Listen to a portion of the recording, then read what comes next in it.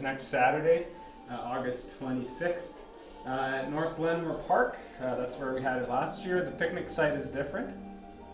This time we're at the Partridge picnic site. It starts at 11 and we got the full day, so yeah. Awesome. Can we find, like, if we Google the Partridge picnic site, can we know where it is? I'll take a look and then I'll see if I can pin it. Or you can just roll down the window and listen for the noise. But we're gonna send location exactly when we Yeah. As soon as we get there, I'll send our forecast is showing 26 degrees, sunny, so and we Yeah. have the full day for the first time, so it's awesome. So yeah, hope to see you all there. And if you know you're going, just please send a message to Carol so she can do a head count. So yeah, hope to see you there. Thank you. And now, Renata, you're going to lead you through Vitor. your reflection. Yes. Yeah. Great. My brain has completely forgotten how to do all of this stuff. Okay, so good morning, everybody. Today, remember the glasses, so I don't have to. We're going to start with a text from the Living Spring, and it's text 136 called "Let Us Live." No, it's not. It's the previous one. I lied. 135. Forgive always. If you forgive other people's offenses, your heavenly Father will forgive yours. Jesus in the Gospel of Matthew, chapter 6, verse 14. No matter how serious your neighbor's wrongs may seem to be, do not waste your time on criticism. Condemning strengthens the darkness and sets up barriers to serving the light. Regarding victims of evil, look for some good with which you may uplift them, just as life performs the miracle of making apparently dead trees green again. Before anything else, remember how difficult it is to judge people's decisions concerning experiences that are different from your own. How can we reflect if we appropriate someone else's conscience? And how can we sense reality if we use a heart that does not belong to us? If the world around us cries out in alarm today, remain silent and wait. An appropriate remark is impracticable when fog surrounds us.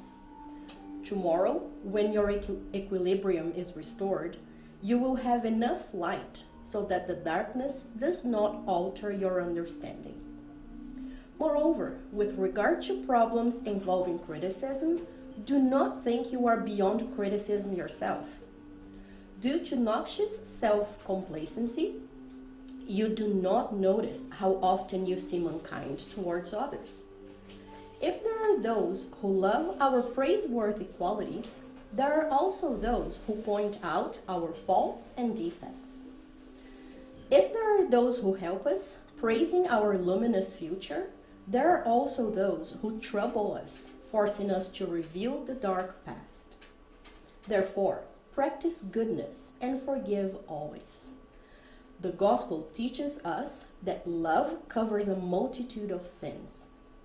Those who forgive, forgetting evil and living the good, receive from the Heavenly Father, in the sympathy and cooperation of their neighbor, the charter of self-liberation, making them capable of sublime renewals. Let's close our eyes for our initial prayer. Let's calm our hearts. Take a deep breath.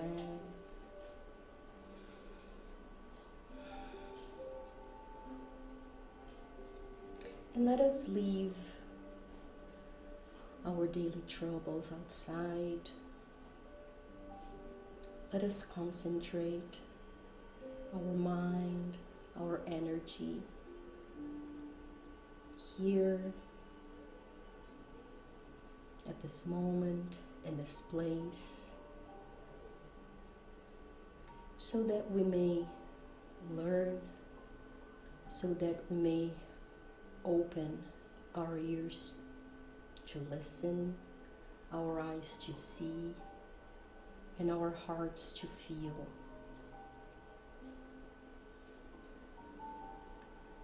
Dear Heavenly Father, dear Master Jesus, dear mentors of our home, we ask you to guide, enlighten, and help us understand, help us find the good feelings, help us find love for ourselves, for our neighbors, in our hearts. Inspire us to see the good in ourselves and in all those who surround us. Let us open our hearts to all of our friendly spirits, our mentors, guardian angels, all of those who support ourselves, our families. Let them come through to us. Let us listen to them and follow their good advice. So be it. You close your eyes, when you open, there's more. All right. So, the clicker is not clicking. I've been... Oh, maybe the battery. No, maybe. Yeah. You trip. Now it is. Thank you.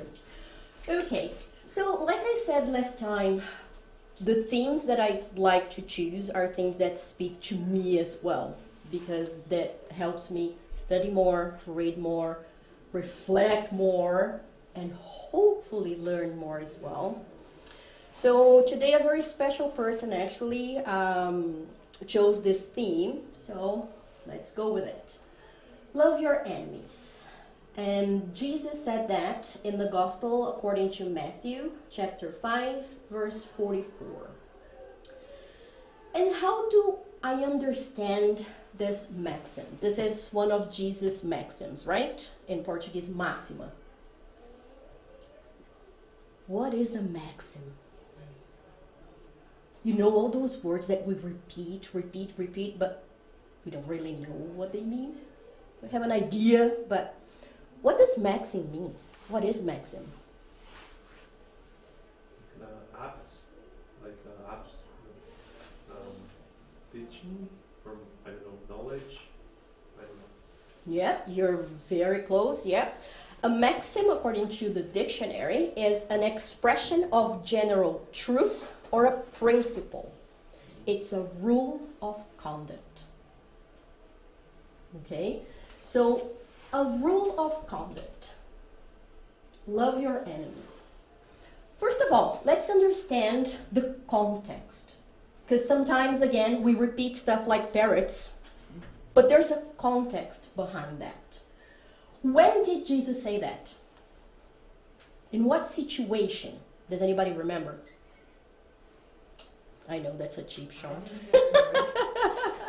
Sermon on the Mount. Yes, exactly. Where can I find the Sermon on the Mount? Very good start. Very good start. You know, like me, as a Spiritist, I realized that in the past, I didn't really understand what the Gospels were, and I didn't really care. But when you start studying, when you start trying to understand why Jesus is our model and guide, why should we follow Jesus? Our answer is going to be in the Bible, in the Gospels. How many Gospels are there? This is just trivia to help us understand the context. 4 Gospels. Matthew, John, Luke, Mark. That's the one everybody forgets. I don't know why, but everybody forgets Mark. Yes. So John, Luke, Matthew, Mark. Out of the 4, 3 of them were disciples and 1 of them wasn't. Luke was not a disciple. Only John, Matthew, and Mark. Luke came afterwards. And what are the Gospels? The life of letters. Exactly. In the Bible it says, what's the meaning of gospel? Good news. The meaning of gospel is good news. So the Bible says the gospel, the good news, according to Matthew, according to Mark, according to John. So it's each one of their accounts of Jesus's postulate of the 3 years between 30 and 33 when he traveled and preached and taught us. Okay, like I said, trivia, but it helps us understand the context. So we're going to find the Sermon on the Mount, I would say, most complete version is going to be in Matthew's chapters 5, 6, and 7. That's where it's the most complete version. And out of the 4 Gospels, Matthew, Luke, and Mark, they have a very similar narrative. Actually, some of the verses are the exact same ipsis litteris, letter by letter. And there's this little joke that I love. Matthew, Mark, and Luke, see me after class. Your book reports are surprisingly similar. So some of the verses are the exact same. Only John's gospel is a little more different. The way he narrates Jesus' postulate is a little bit different. And what the Sermon on the Mount is basically Jesus giving us not just that maxim, love your enemies, but a whole of other rules of conduct. Code of conduct. And that's where he tells us a lot of the things that we believed to be right are not exactly that way.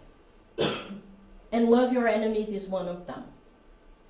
Because about 2,000 years before Jesus, who was the main character? Moses. And he came with the commandments, the 10 commandments. There are mostly no. You will not kill.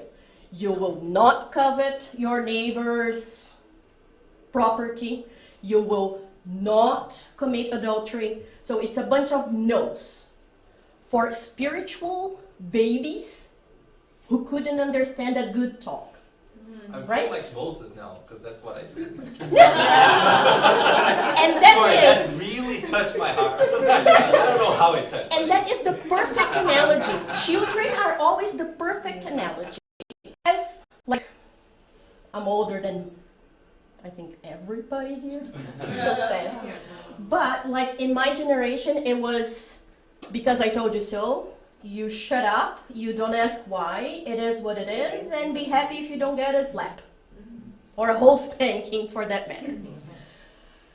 We try to raise our kids differently. There's the whole, let's talk about it.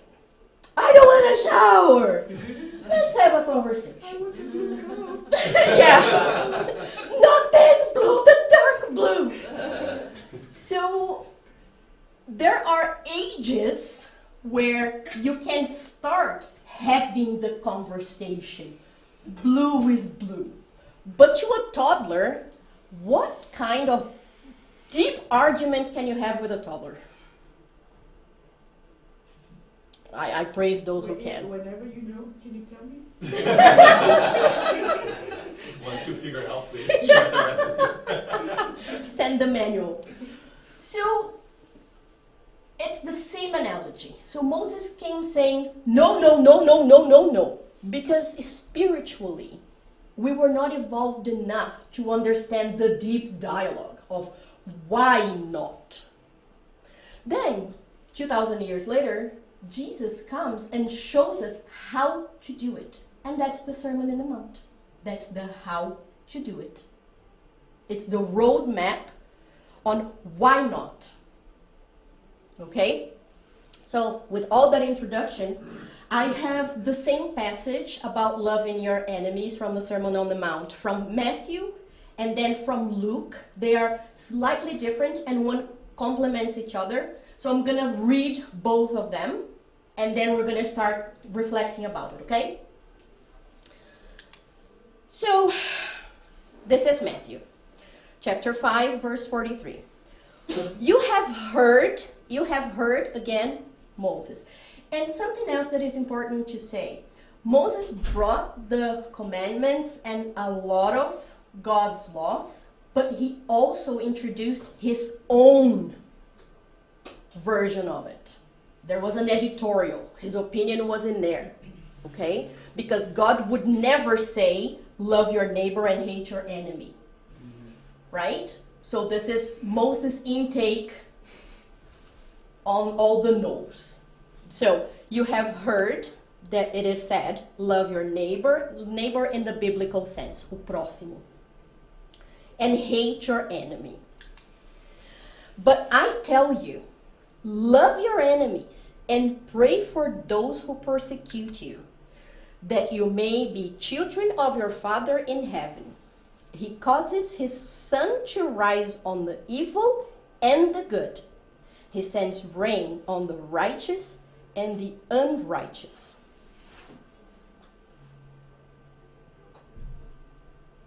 So, first point of reflection. The sun rises for all of us. The rain falls for all of us. Fruit, plants, everything. It's for all of us. God gives us the same means. Right? No, you deserve, you don't. So our first point of reflection there. 46. If you love those who love you, what reward will you get? Are not even the tax collectors doing that? And that's a very interesting reference here, because nowadays most of us get the tax discounted from our paycheck, so we don't have a specific person to take our aggravation on. We just see like the entity government, but at that time they were specific people, namely Matthew. Matthew was a tax collector. When he was chosen to be one of the apostles, all the other ones who had already been chosen were like, what? A tax collector? Ooh. So they were highly hated. So that's why the reference is here.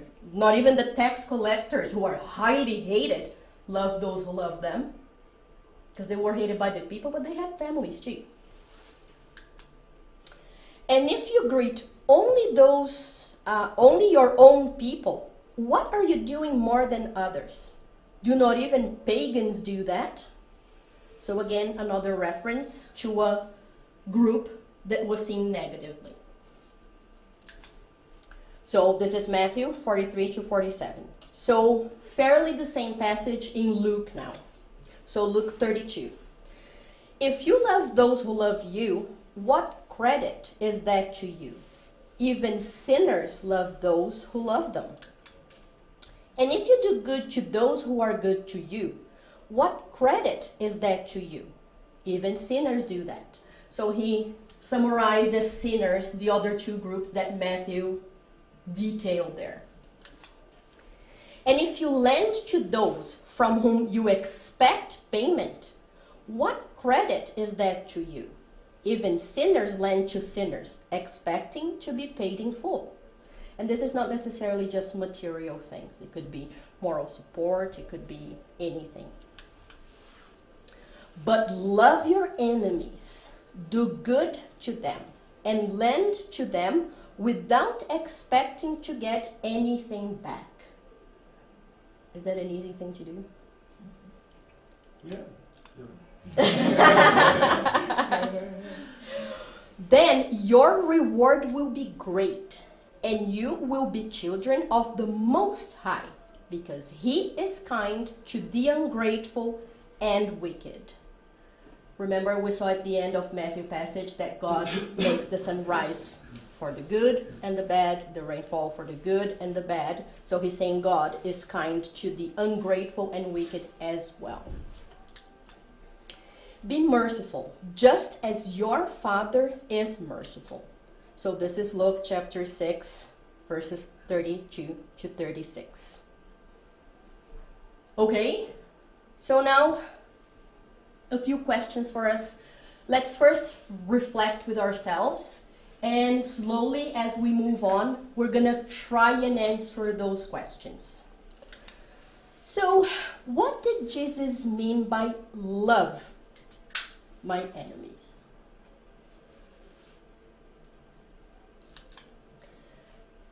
Do we need to have a close relationship to love our enemies?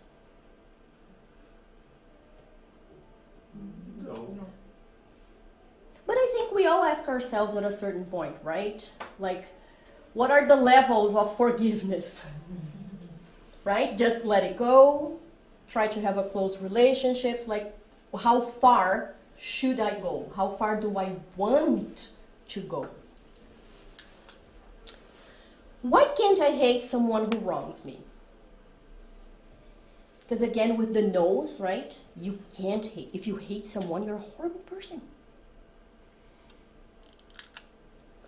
What do I do with that hate or anger that I have inside me? There. Juliana will be giving out cards.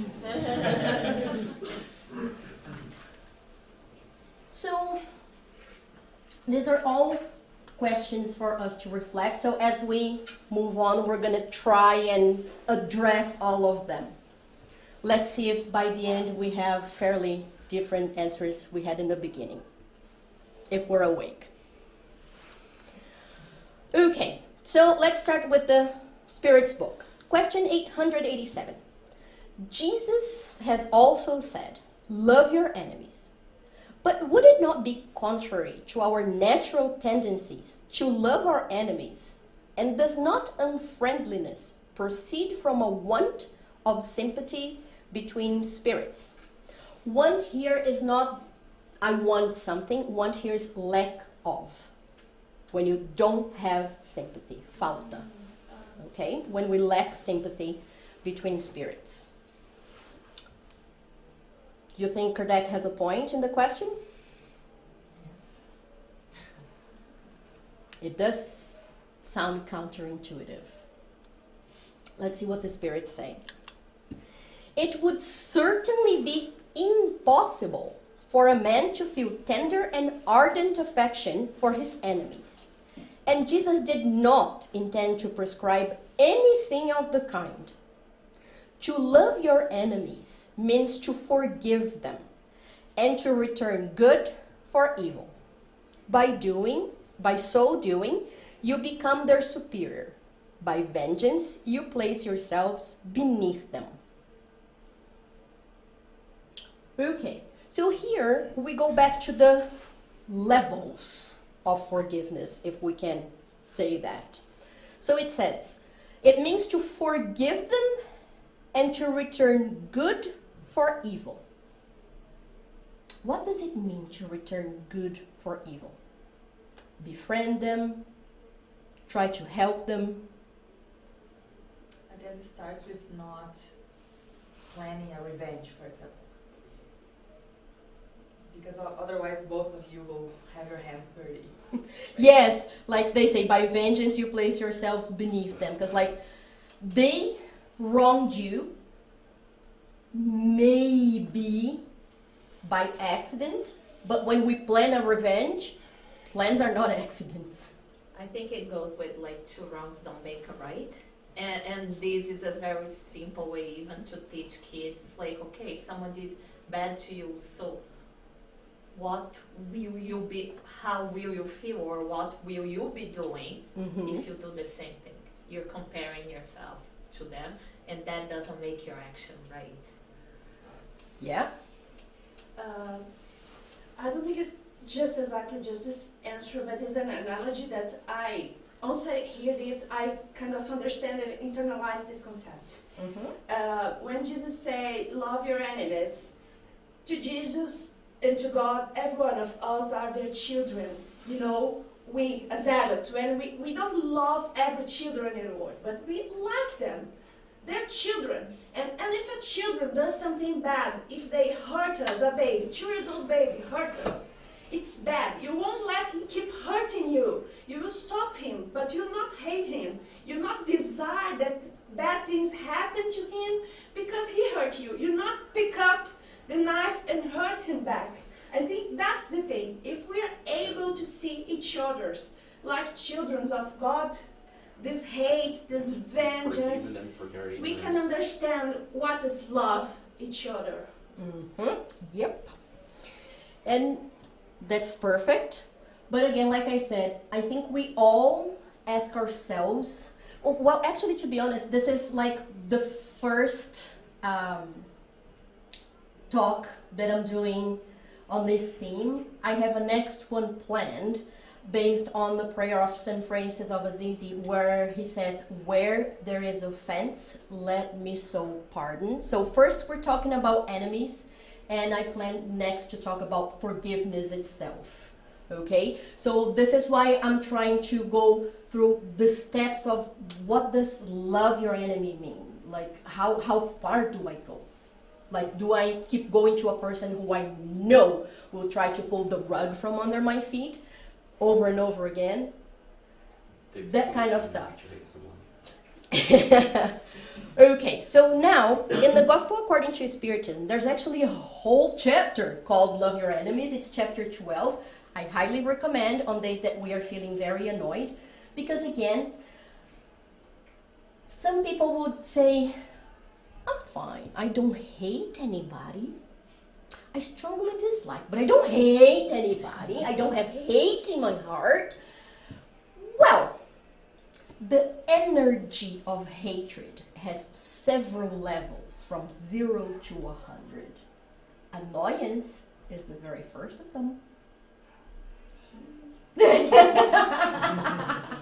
Lack of patience is another level of the spectrum of 0 to 100.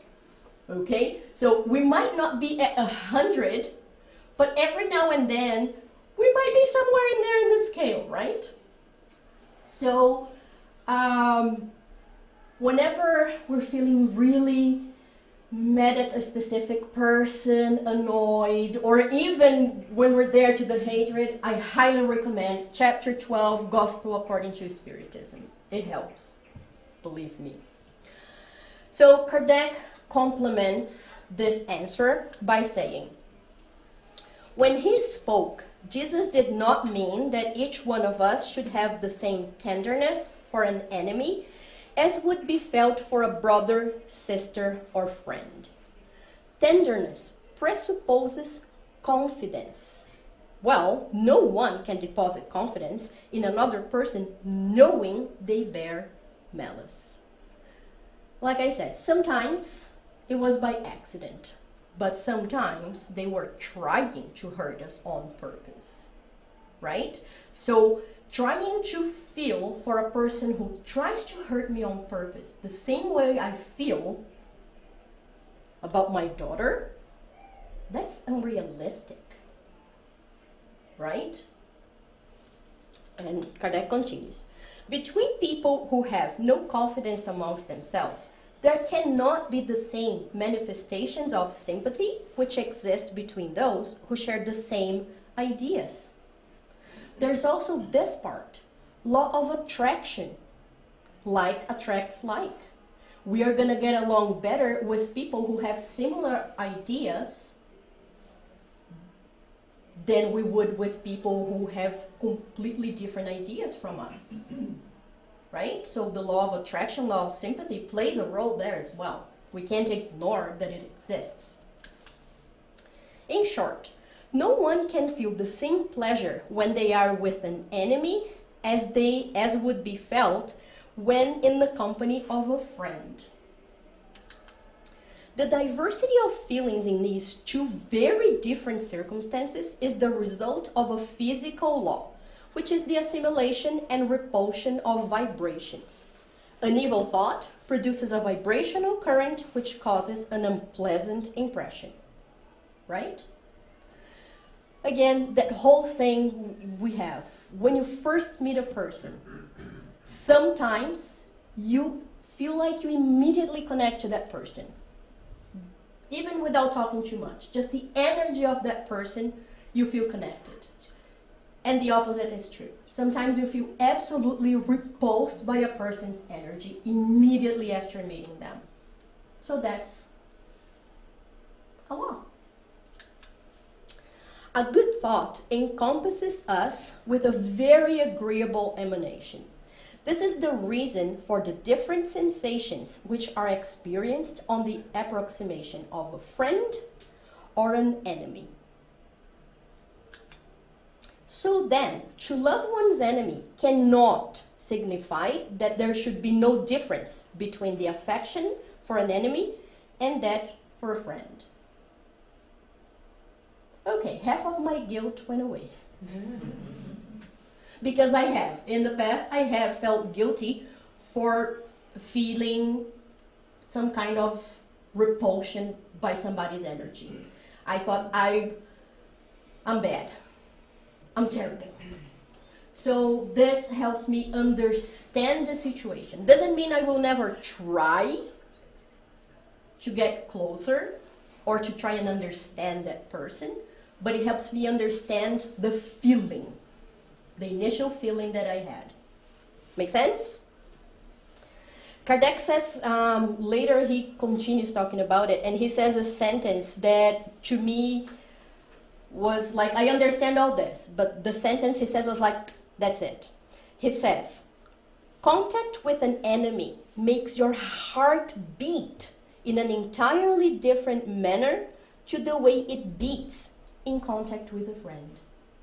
So that really spoke to me. It's really, when you see somebody that you don't hate, but you strongly dislike, sometimes you get that, your heart just goes boom, boom, boom, boom. You're like, I don't want to be close to this person. I want to avoid. I hope they haven't seen me. Let me go the other way.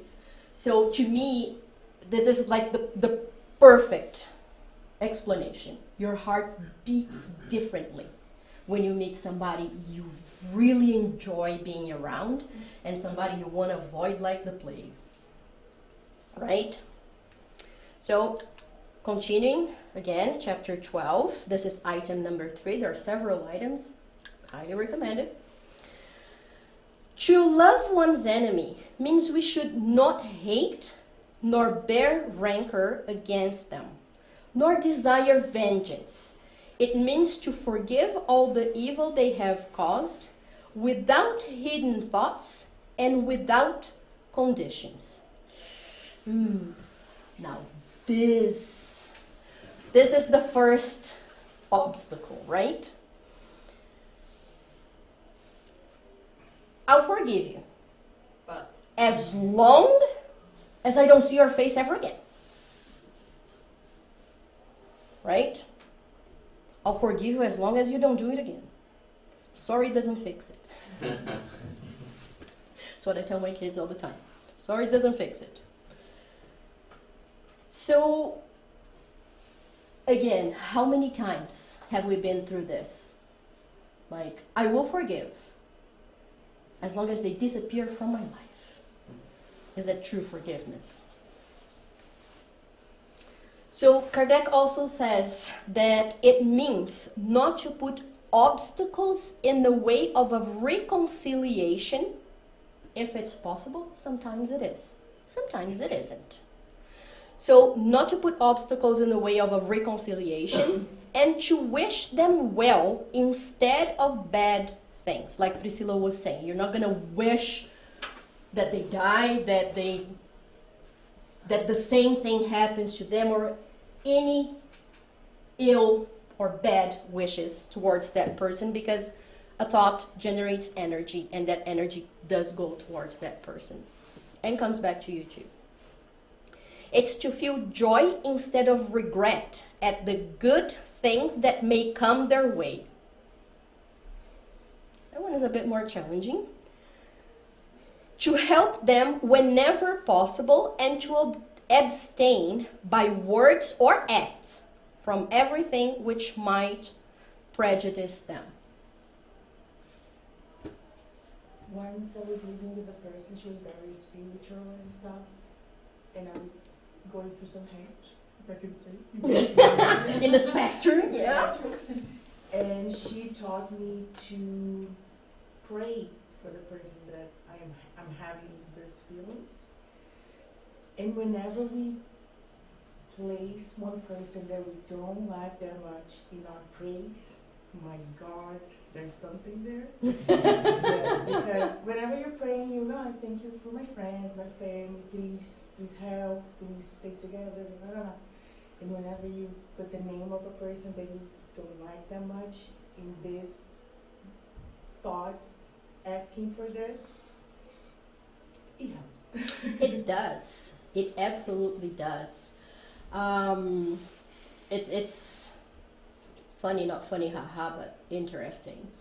I always add to my prayers. I always ask God for protection and enlightenment for all my enemies, incarnated and discarnate. Because to be very, very, very honest, like Jesus said, it's easy to love those who love you. That part is very easy. But those who cause you harm, either on purpose or by accident, they are the ones who actually help you grow, because they will force you to make moral decisions. Do I want to pay back? You know, like in English they say, don't forgive. What was the saying? Don't forget. Forgive but don't forget. Forgive but don't forget, but there is another one. It's like, don't forget, get even, something like this. But those are the people who actually push us to make real moral decisions.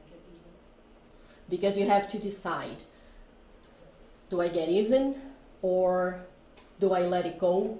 Do I put them in my prayers, wishing them well? I have... Sorry. Yeah. Just one thing. At the end of the day, it's a very deep invitation for our progress, right? Very deep. It is. Yes. All the people who have caused me, not harm, but to stop and think, anybody who has caused me to stop and think, even if it with just a statement, is helping me with my evolution, if I choose to reflect on that, because I can also ignore it, right? But if I choose to reflect on that, that person is definitely helping me. They're definitely helping in our path to evolution, should we choose to do so, should we choose to reflect on that. There's a thing that Divaldo says, like, be thankful for every good that happens to you, the bad that doesn't happen to you, and the bad that does happen to you. Because, like, for some reason, you're supposed to go through that, and this is an invitation to grow and to, like, it takes you out of your comfort zone, and then you gotta reflect, and you gotta make things different. Yeah. So there is a reason for those enemies there Yes. as well. That invites you to change. Yeah, and again, it is not the snap of a finger. It's not because I have simply decided that I'm gonna be magnanimous and forgive everybody because I'm that awesome. It's not just the snap of a finger. The decision is definitely the first step, because again, we can always choose to ignore it. But if we decide, it's a process. It doesn't happen overnight. It's a slow progress, and we have to keep working at it. That forgiveness doesn't happen overnight or just because I decided to. I need to reflect, meditate, pray. Prayer is meditation. So whatever floats our boat, but a way to reflect on that and slowly transform our feelings. Our feelings are not going to transform overnight. If we are expecting that change, if that change happens overnight, we should suspect that it's not a real change. It's just me trying to pretend I've become magnanimous now. There's also this thing that, sometimes we feel pressure from society, or even like as we're spiritists to be nice and everything like that. And it can be so easy to, let's say, have the behavior, very nice behavior towards your enemy, but inside to have those, you know, the intention or the hatred spectrum is still there. So I think that's been a big reflection for me, is like, okay, no, first I need to work on this internal thing, because it doesn't matter, right? Like, oh, you act all pretty and nice, but inside you don't actually have the right feelings. Yep. This is something that Projeto Espiritizar Mentor Honório calls a pseudo-virtue, pseudo-virtude. It looks like it smells like it, but it's not really it. And it's actually harder to get out of that than to get out of evident hate. Because if you can see and recognize you hate, you understand that there is a need for change. But if you're masking that and pretending, sometimes we end up convincing ourselves that we already have that virtue. We're fine, I'm good, I don't need to work on that one, next! So, yeah, the pseudo-virtues are dangerous. The hole's a little bit deeper. Exactly. All right. So, finally, it means to always return goodness for evil without any intention to humiliate. Because that's another one. We put conditions, I'll forgive you if, or I will only be happy and decide to forgive after I show the whole world what you did to me. I'm gonna post on Facebook, Instagram. I'm gonna show everybody what you did to me. Now I'm ready to forgive you. After I humiliated you in front of everybody. Whosoever can proceed in this manner fulfills the conditions of the commandment, love your enemies. Again, I highly recommend the whole thing. So one of the questions we were reflecting, why can't I hate someone who wrongs me? Isn't it my right? It's my feelings, it's my heart, it's my everything. Didn't God give me free will? Oh yeah, the saying is don't get mad, get even. Can I hate? Yeah, I have free will. Is it a good choice? Definitely no. Because for people who believe that this life is all there is, this is it, YOLO, you only live once. For these people, the idea of getting rid of an enemy seems like a good solution because they only see this life. So I'll move away, I'll humiliate the person, I'll do whatever I can to get rid of that person in different levels, hopefully no violence, but different levels. However, if we understand we are immortal spirits, that we reincarnate to improve ourselves, this thought doesn't make sense anymore.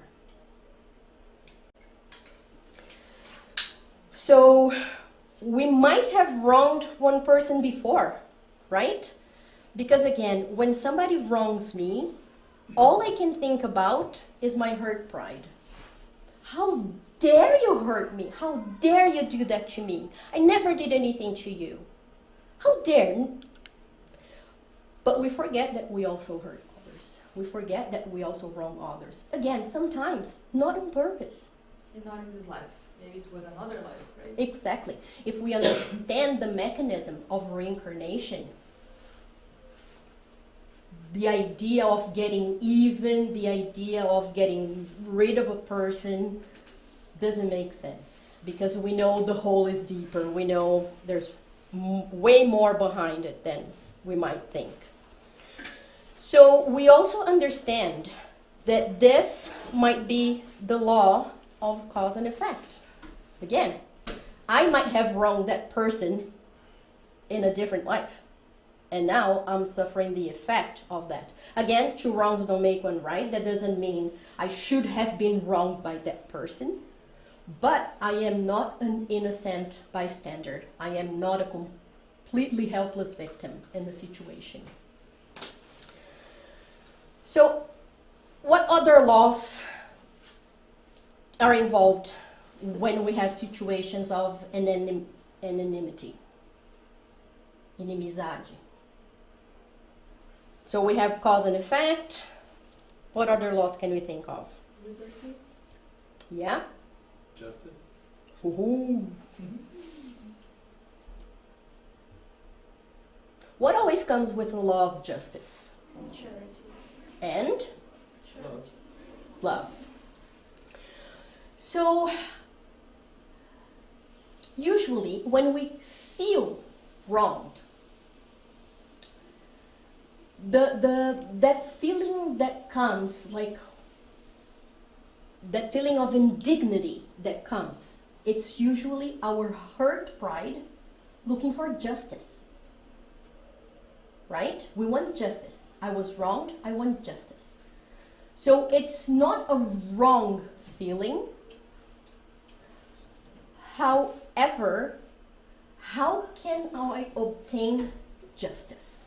And that's the thing too, like if you're equal with your enemy, you're not the one to obtain or to do justice with your own hands. So justice comes from elsewhere, right? Mm-hmm.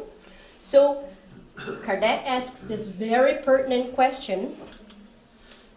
What would the character of the man who should practice justice in all its purity?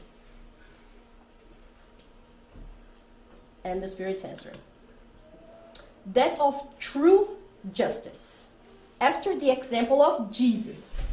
Because what is true justice? The example of Jesus.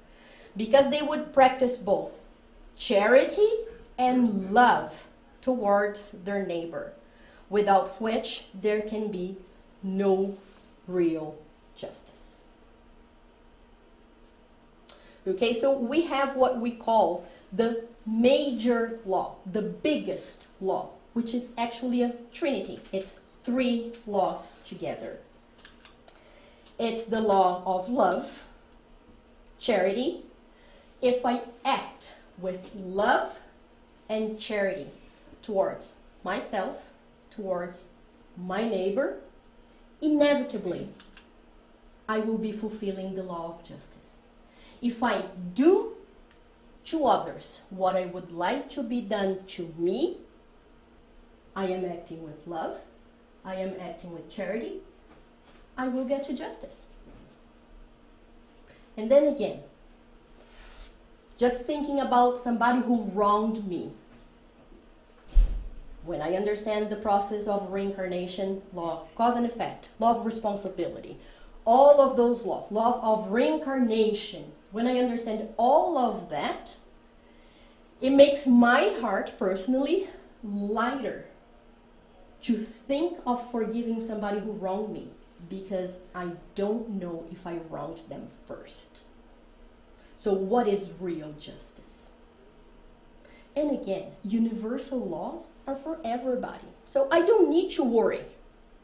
I don't need to busy myself with getting even, because they are also subject to the law of cause and effect, responsibility, reincarnation.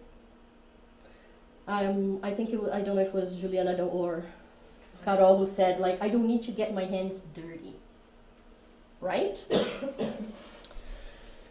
So, does that stop us from being angry or hating somebody?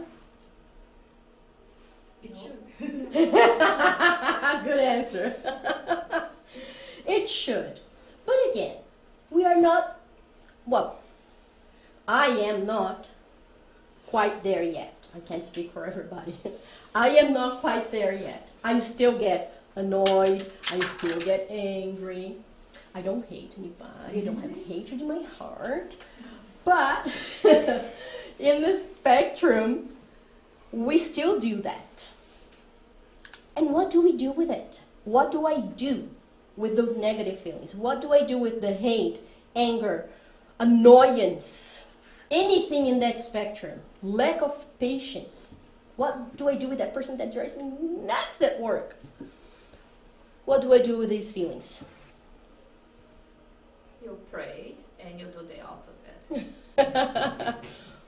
That's one start. let it go. That's You know, all these feelings are like, and I don't remember who said it, but it's like the idea of taking poison and consuming it yourself and expecting the other person To die. to die and get sick. It's my last slide. And It's you would anonymous. want to It's know. anonymous. Yeah. Spoiler. Yeah. Theoretically, I read somewhere that these feelings, they can be used as fuel to change it. You know, you canalize it toward the direction that needs to improve, or in society, or in your family, or whatever. So theoretically, you do that. I don't know how to do it, but Yeah, there's no cake recipe. So the first thing is we need to understand what these feelings are. What is annoyance? Lack of patience. What is hatred? lack of love. What is anger? Lack of both. Both and serenity. Right? So the first thing, again, there's no cake recipe, but there is an exercise on the next talk. I am going to bring like a practical exercise that works, well, theoretically. It can work to try and develop any virtue that we think we need to work on more. So I'm going to bring a practical exercise the next time. But again, the first thing is to understand that every negative feeling is actually the absence of a virtue. So anger is just darkness. The moment I shed serenity on it, the moment I shed light on darkness, darkness is gone. So these are all these negative feelings are the lack of the positive. So that's the first thing we need to understand. So again, what is that? Hate, anger, annoyance is the lack of the virtue that I still need to develop. And is it an essential feeling? Is it from our pure being? It comes from our ego, right? So when I get offended, it doesn't come from love, from charity. It comes from my pride. Isn't it interesting how sometimes people see the same situation in different ways?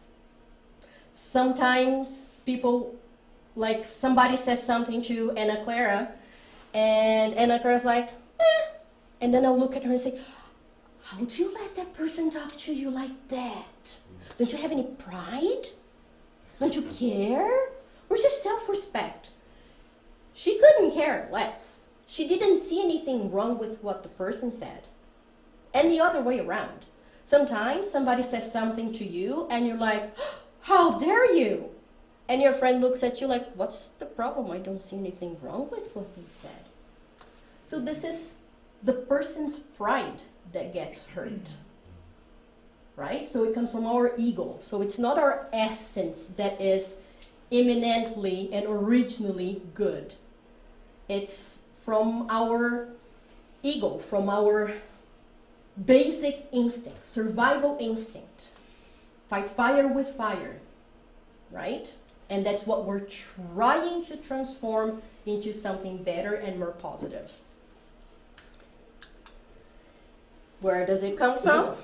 From our hurt pride. So again, our desire for justice is a good thing. How we go about it could be good or bad for us and for others. And how do I overcome these negative feelings? By being virtuous, by developing virtues, by being magnanimous. Is that easy? No. Is it difficult? Hard work. It's hard work. Neurolinguistic says that every time we say something is difficult, we are in a way excusing ourselves from working on it, because if it's difficult, I can't do it. I'm sorry, I can't. Today I can't. So by avoiding saying something is difficult and replacing it with it's hard work, we understand that we can get there as long as we work on it. And Right. what it is like conceptually, it's easy to grasp. It's easy to understand. It's right? a simple, it's a simple concept in terms of rationalizing. Understanding, and it's difficult to make the like this essential change. I compare that to, for example, maybe you learn how to drive or ride a bicycle. There are lots of micro steps or lots of behavior. It's a complex behavior. And no matter how much you preach or you say, first you do this, first you do that, then you do this. And then you shift gears with the practice, right? Like you gotta sit and ride the bicycle. And mom will say, no, you hold still, that's how you go ahead, you're doing it, until once you learn, you can't unlearn. Like, and you again, cannot ride a bicycle for 20 years, you still are able to. Yeah, So and like you it's said, more- for example, with driving, why do we have to pass the written test first? Well, because knowing the rules of the road is very important for driving. Theoretical It doesn't teach concept. you how to work the engine, it doesn't teach you how to work the machine, but you need all those rules before you work the machine. Yeah. So it's the same thing. You need to understand it, and then you start practicing, and it's the practice that will make you get there. It will make Exactly. you able to drive a car, right? Yeah, and like I said, stay tuned for scenes of the next episode. On the next one, I'm gonna give a practical exercise called Parda technique. So, how do we overcome it? With love. And again, what is the first step for everything?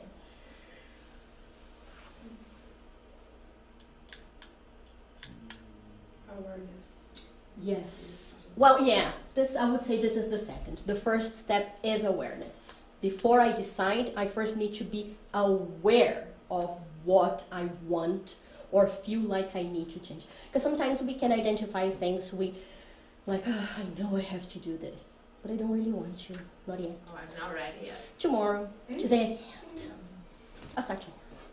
The diet. I'll start on Monday.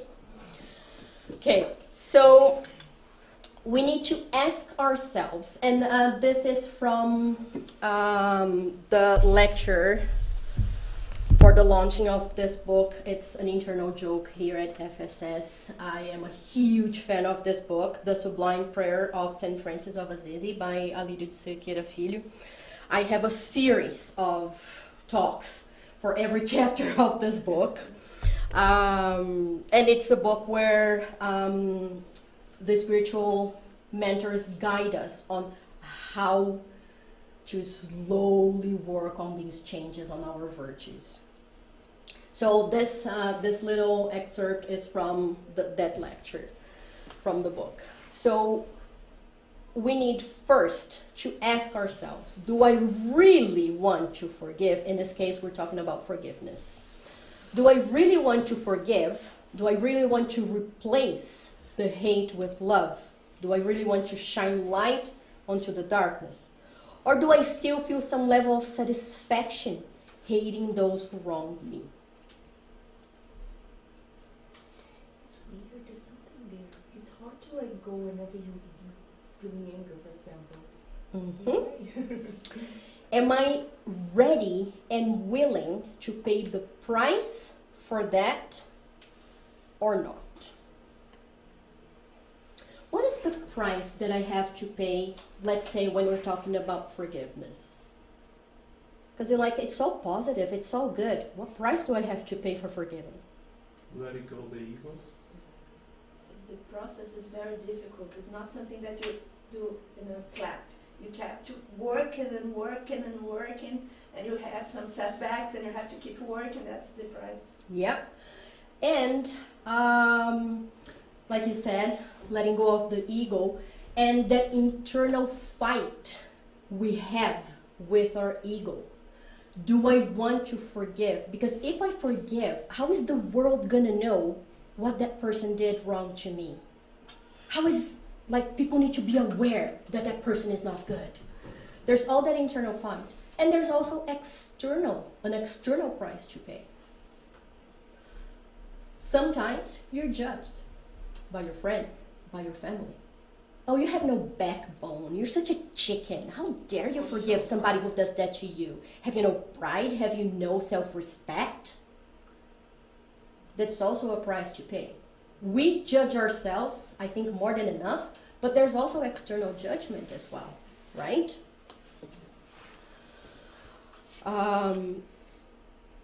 So, again, it's continuous effort. Continuous effort. It doesn't stop. Mainly at the spiritual level our planet is on. Right? So let's keep cranking the gear. Because we'll eventually get there. It will eventually get easier. When I bring the practical exercise,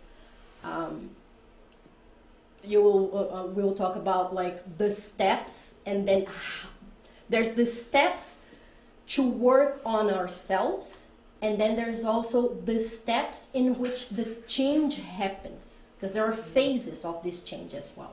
Okay, and we'll talk more about that. Stay tuned. Whoops. So, and then again, chapter 12 of the Gospel according to Spiritism. If the principle of charity is to love one's neighbors, then to love one's enemies is the most sublime application of the same principle, seeing that the possession of this virtue represents one of the greatest victories which can be achieved against selfishness and pride. Because it hurts the pride. And like our friend Attila said, it's anonymous. I've always been trying to find out who said that. It's an absolute truth, but nobody has claimed it. Holding on to hate and anger is like drinking poison yourself and expecting the other person to die. Sometimes we are holding on a grudge for something that somebody did to us 10, 15, 20 years ago. The person doesn't even remember we exist, and we're still holding on to that grudge. And sometimes the own person doesn't remember, right? I see quite often, like, oh, I don't have a good relationship with my brother. We don't talk for these many years. What happened? Why did we fight again? I don't really remember anymore. That's just how it happened. So it's...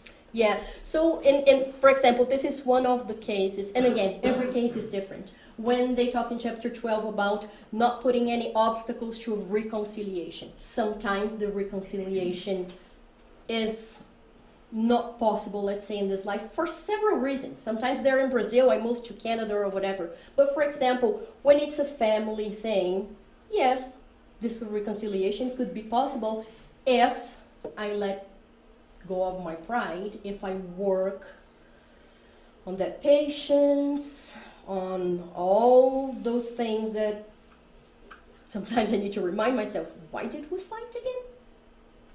Was it that important that I'm not talking to a family member?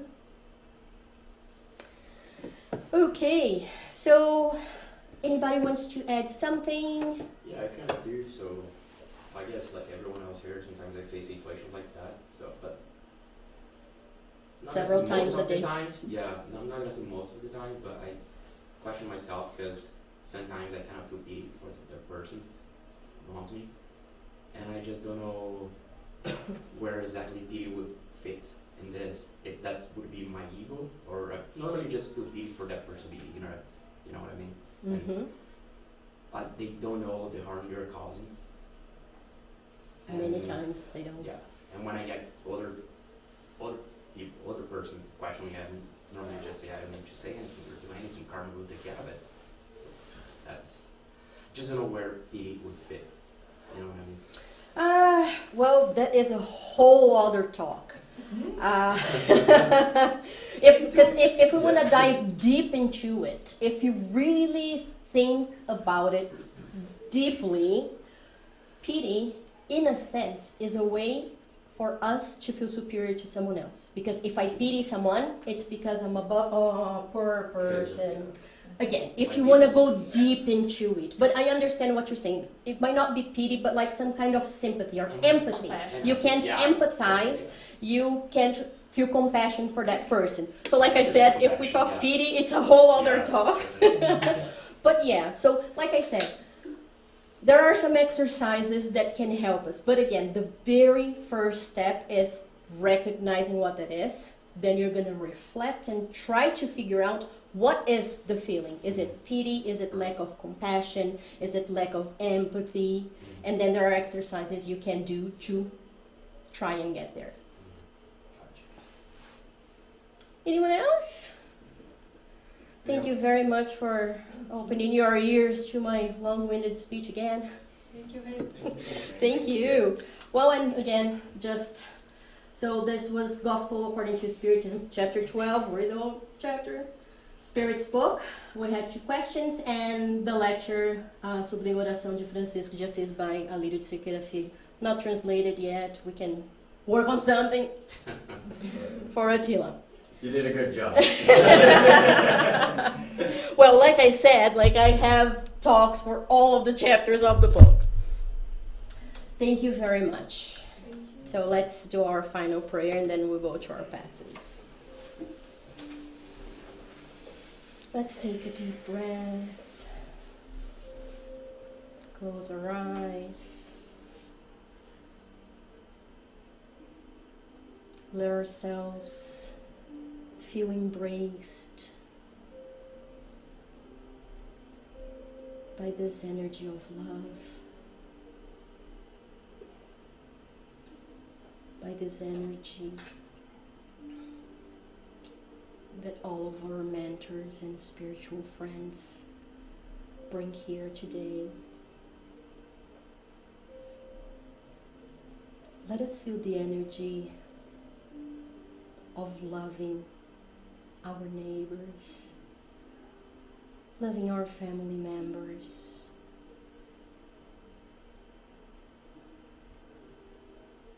loving all of those who are not perfect, just like we are not perfect.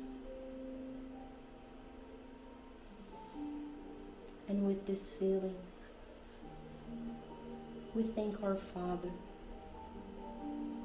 who is infinitely just with us, who loves us unconditionally. Let us feel God's love embraces. Let's feel our hearts.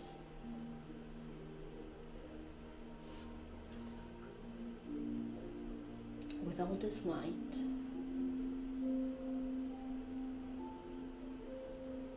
And let us leave here today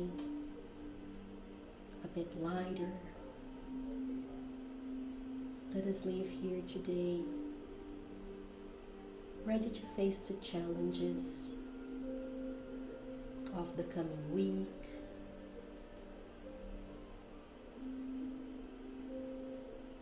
Let us hopefully decide to forgive,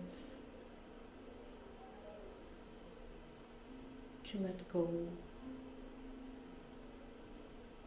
of those who hurt us.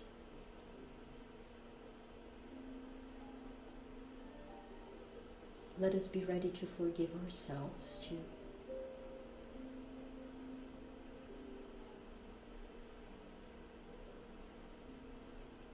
Dear Father, thank you for one more day incarnated, for more opportunities to learn,